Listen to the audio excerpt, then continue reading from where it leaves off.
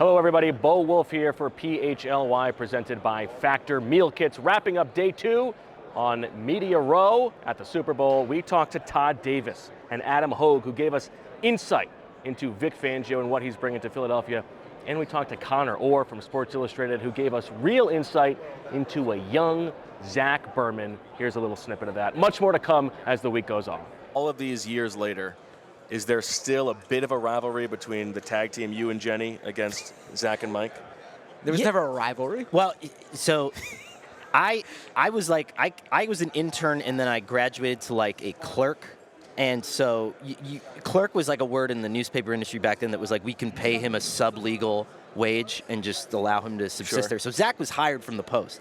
So it was much a bigger deal for us to have Zach there. So Zach got a phone, and that it bothered me to no end for years because I had to pay for my cell phone and Zach had a work phone. And so when I finally got a work phone, I was like, all right, we're like, I've made my way. And now you're calling your dad and being like, guess what? I'm on the same level as Zach Berman. Remember that phone call from 10 years ago? So you know what bothered me about Conor? And this is a compliment to Conor.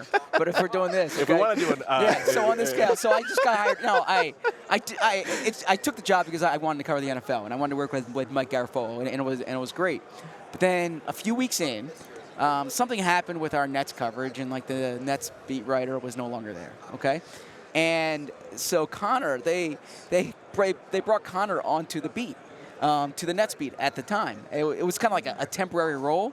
But all this stuff was going on with them. They had just traded Darren Williams, or they were trading. No, they were going to trade for Carmelo Anthony. Yeah, that's okay. Yeah, and Conor was like at the epicenter of all of this. Meanwhile, I'm writing these like sidebars on Matt Dodge, and I'm there thinking like, man, I've worked my butt off. I've gotten to this point, okay? I'm like, I would love, this is the biggest story in sports right now, and you have Conor there, and and you put Conor on? Well, no, because I wasn't traveling with the Giants at the time. Like, I would only do the local, so the Giants, I remember, there was a weekend when the Giants were in Seattle.